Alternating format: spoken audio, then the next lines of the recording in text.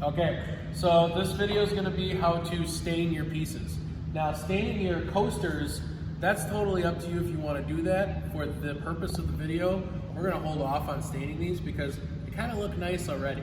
But your base, you may want to pick a color. Now, I chose the nice color of traditional cherry. We have about, I don't know, 6 or 7 different colors that you guys will get to choose from. But one thing you gotta do is make sure it's shaken up really good. I've shaken up a little before this just to make it go a little quicker. Always have some sort of rag, or we'll have paper towels. We'll have something set down so we don't ruin the tables. So once it's all shaken up, we'll pop it. We can always help you with this. Pop the top open, just a little screwdriver, flathead, so we can get to the stain that we have. And the funny thing about staining is the less is more, okay? So Mr. Harris and I kind of both like the idea of just using a rag if you can, and dabbing it in and adding the stain. So I'm going to show you different ways. We also have these foam, I don't know if you can see it. It's just a foam paintbrush. These work really well too. So less is more. So I'll just show you kind of how to apply them with both. Now with the paintbrush, you'll see I just barely dab it in there. Just a little, just a tip, just enough to get it on there and then be able to spread it.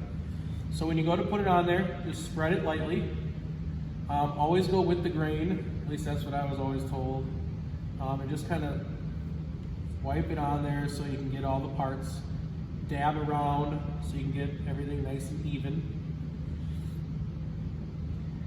And once you have all the stain kind of on your pieces here,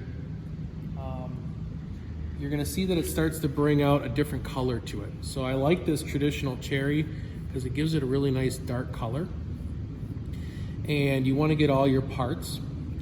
Now, some of these are kind of hard to get in the corner, or you can see some areas get a little thick.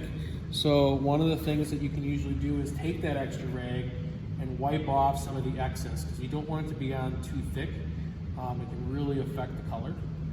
So I'm just going to, again, for the purpose of this video, I'm just kind of doing the top so you can kind of see the process, but you usually want to do all the sides so it looks really good. If you were making something to go on a wall, you maybe don't want to do the back side, it's totally up to you.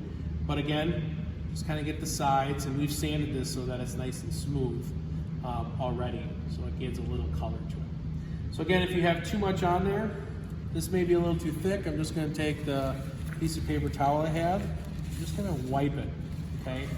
I'm going to wipe off a lot of that excess. Excess? Yeah. So that you can still see the color. I don't need it to be on there thick. Now that it's on the rag, I can even use it on the sides and add it to the other pieces. That's why we like using just a simple rag to get this. We'll probably have like old t-shirts or something like that that works really well.